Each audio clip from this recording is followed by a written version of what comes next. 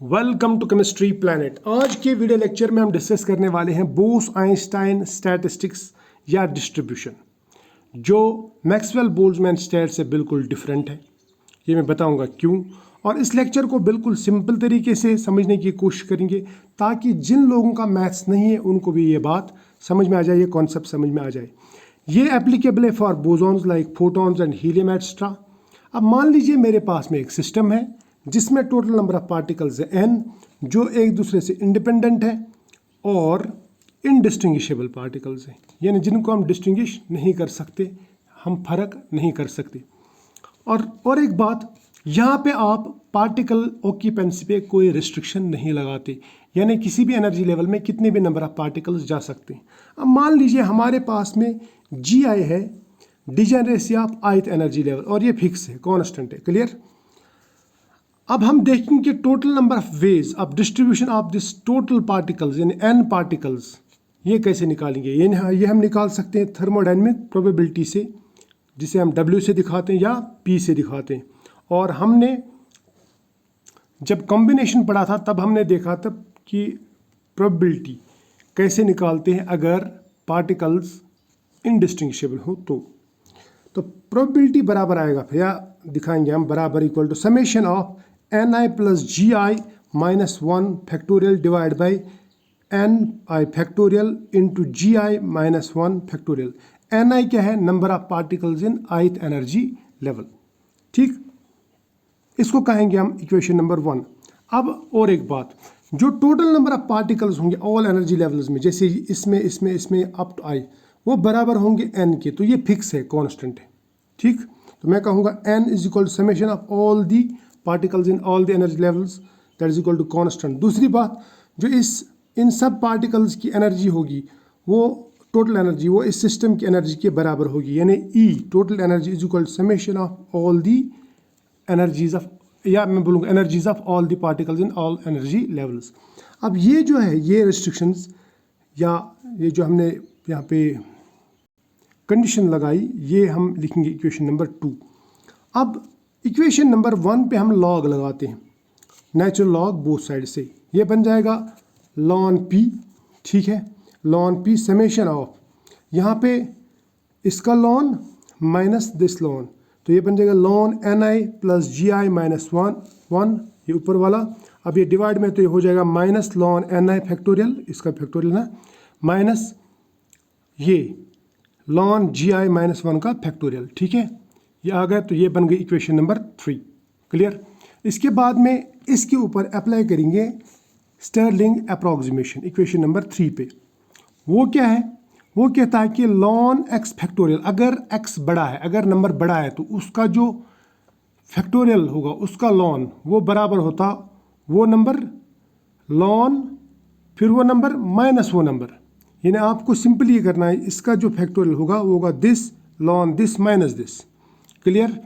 तो फिर हम यहाँ पे करेंगे, ये भी तो बड़े नंबर हैं क्योंकि बहुत सारे पार्टिकल्स हैं, एक सिस्टम में करोड़ों पार्टिकल्स रहते हैं, एवोगाड्रोस नंबर 10⁻23 पार्टिकल्स के अराउंड या उससे भी ज़्यादा। तो हम क्या करेंगे, हम यहाँ पे इसका अगर लॉग लेंगे तो मैं कहूँगा this lawn this minus this, तो मैं कहूँगा this lawn this minus this. Clear. फिर इसके लिए भी इसका फैक्टोरियल लिया, फिर दिस यानी ni लॉन ni माइनस ni, फिर इसका this lawn this minus this, तो मैं कहूँगा यहाँ पे ये माइनस जी आई माइनस 1 लॉन जी आई माइनस 1 माइनस जी आई माइनस 1। वही किया मैंने, ये है इक्वेशन नंबर 4। इस इक्वेशन नंबर 4 को हम दोबारा लिखेंगे नेक्स्ट पेज पे।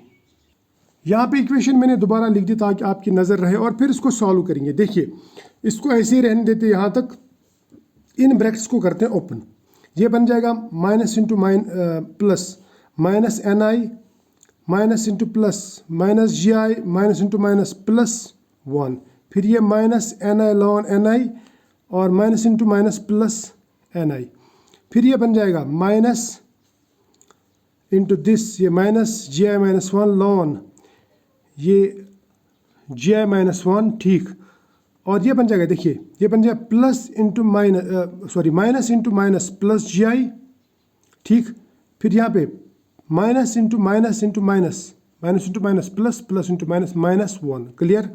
अब इसको हम सॉल्व करें। यहाँ पे देखेंगे जो कॉमन होगा यानी minus N I plus N I, यानी जो कॉमन प्लस और माइनस होंगे वो कट कर देंगे। ठीक, इसी तरह से -1 + 1 ये कट करेंगे, -gi प्लस ji कट करेंगे तो ये आ जाएगा। तो हमारे पास में जो इक्वेशन बचेगी वो बचेगी ln p = summation of N I plus gi - 1 into ln N I plus gi - 1 minus N I ln N I, यानी ये माइनस gi - 1 ln gi - 1, ये बच गया। ठीक है, ये इक्वेशन नंबर 5 नाम देंगे इसको। क्लियर। तो इसके बाद में इस इक्वेशन नंबर 5 को डिफ्रेंशिएट करेंगे विद रिस्पेक्ट टू एन आई। लेकिन आपको मैं याद दिलाऊंगा, जिस टर्म के साथ में एन आई मल्टीपल होगा या अटैच होगा उसका डिफ्रेंशिएशन हो जाएगा, जिसके साथ में नहीं है वो बन जाएगा 0 के। क्लियर, यानी उसका डिफ्रेंशिएशन यानी चेंज उसमें नहीं होगी। तो फिर ये जो टर्म है इसका तो डिफ्रेंशिएशन नहीं होगा, ये बन जाएगा 0, लेकिन इनका हो जाएगा। अब देखिए, अगर हमारे पास में कोई ऐसी टर्म है, वो है जैसे x ln x, इसका अगर हम डिफ्रेंशिएट करेंगे विद रिस्पेक्ट x, वो बन जाएगा d/dx of x ln x, वो पर सिंपली लिखना है ln x + 1। तो इसका मतलब यहाँ पे भी करेंगे हम, ये है, ये मान लीजिए x ln x, इसका डिफ्रेंशिएशन किसके बराबर आएगा, ln this + 1, इसके बाद में ln this + 1। क्लियर। तो मैं यहाँ पे लिखूँगा d/d ln p, जैसे इसका किया, d/dni of ln p = summation of ln, यहाँ पे ni प्लस gi - 1 अपनी जगह, और प्लस क्या करना है 1, बस, बाकी ये कुछ नहीं लिखना है, ये कट करना है, यहाँ पे सिर्फ +1 डालना है। माइनस, ये फार्मूला है, फार्मूला के हिसाब से बोल रहा हूँ मैं आसान बनाने के लिए। इसके बाद में ni ln ni का डिफ्रेंशिएशन किसके बराबर आएगा, वो बराबर आएगा ln ni + 1, और ये किसके बराबर आएगा, ये आएगा 0, क्योंकि एक तो ये कांस्टेंट है, दूसरा इसमें ni प्रेजेंट है ही नहीं, तो इसका डिफ्रेंशिएशन नहीं होगा। क्लियर। अब ये हो गया सॉल्व यहाँ तक। अब इसको हम ओपन करते हैं। यहाँ पे देखिए, मैं लिखूँगा ये जो है ये dni, ये dni में इधर ले जाऊँगा, जो इसके साथ में dni है ये हो जाएगा यहाँ पे मल्टीप्लाई, ये पूरे ब्रैकेट को, और यहाँ पे रहेगा summation of ln ni plus gi - 1, इसके साथ पूरा मल्टीप्लाई है, और +1 है, मैं लिखूँगा +1, ये ब्रैकेट खोल देंगे, +1 minus ln ni minus into plus, ये बन जाएगा -1, +1 - 1 कट, तो ये और इजी हो जाएगा।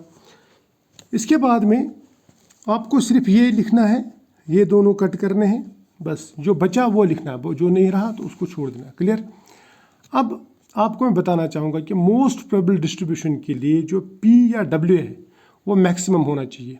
तो इसका मतलब अगर P मैक्सिमम है या W मैक्सिमम, तो ln P या ln W भी मैक्सिमम होगा।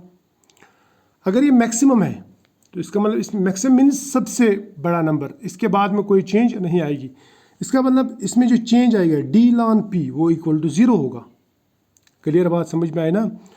तो जब मैक्सिमम आ गया उसके बाद में फर्दर चेंज नहीं होगी। Maximum means maximum fix equilibrium, उसके बाद नो चेंज, सो ln p का चेंज = 0 लिखेंगे हम। क्लियर। तो फिर ये इक्वेशन बन जाएगी, यहाँ पे देखिए ये बन जाएगा 0 के बराबर, तो मैं लिखूँगा फिर ये 0। क्लियर।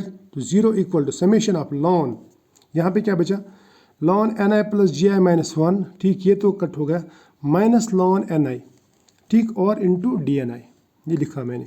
ठीक। अब और एक बात, यहाँ पे सिंपली ये लिख सकता हूँ, ये वाली जो टर्म है ना, इसको dni आप मल्टीप्लाई कर देंगे, तो इसके साथ में भी मल्टीप्लाई हो जाएगा dni, इसके साथ में भी मल्टीप्लाई हो जाएगा dni, और ये किसके बराबर है, पूरा 0 के बराबर। क्लियर। तो 0 इस साइड में था, अब इस साइड में लिख दिया, कोई फ़र्क नहीं। अब यहाँ पे दोनों साइड से मल्टीप्लाई करेंगे हम -1 से, तो -1 इंटू 0 तो 0 ही आ जाएगा। लेकिन यहाँ पे क्या हो जाएगा, यहाँ पे अगर -1 से मल्टीप्लाई करेंगे तो जो प्लस था वो माइनस हो जाएगा, और जो माइनस है वो प्लस हो जाएगा, यानी प्लस माइनस और माइनस प्लस में कन्वर्ट हो जाएगा। ये हम देखेंगे नेक्स्ट पेज पे। ये देखिए, ये हो गया प्लस वाला माइनस होगा और माइनस वाला प्लस हो गया, ठीक, अब इक्वेशन नंबर 2 याद करो, वहाँ पे हमने देखा कि टोटल नंबर ऑफ पार्टिकल्स जो है n, that is equal to summation of ni। अब total number means fix number, constant number, उसमें कोई चेंज नहीं आ जाएगा। क्लियर?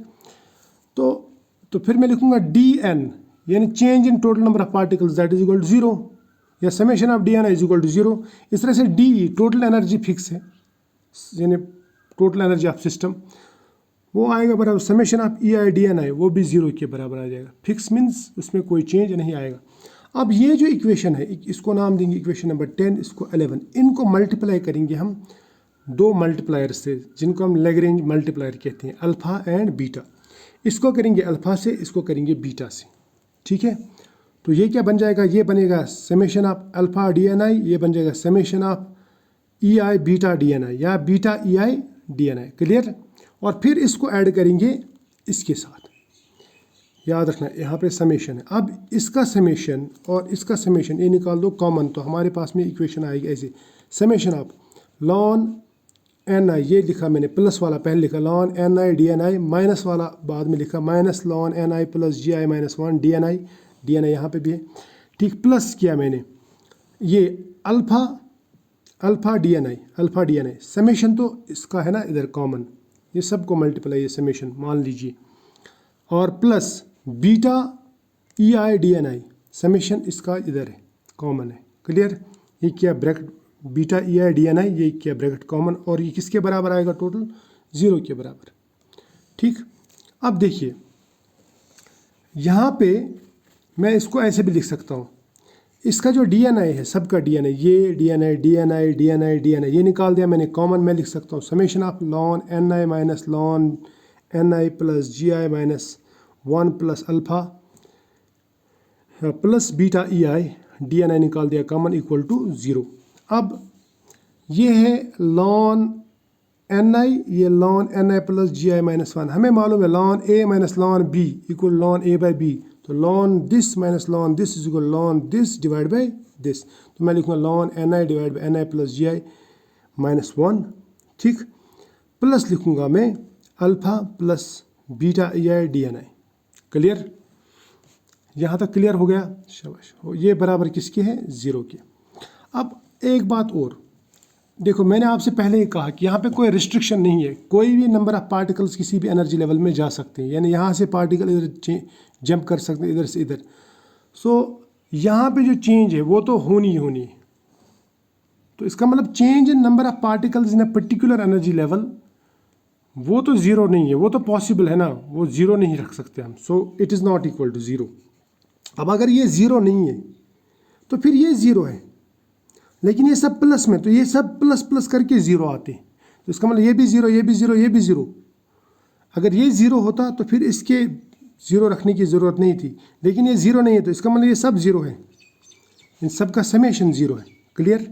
तो फिर मैं ये कह सकता हूँ, इसको ट्रू बनाने के लिए मैं कहूँगा फिर लॉन of ni divide by ni plus gi,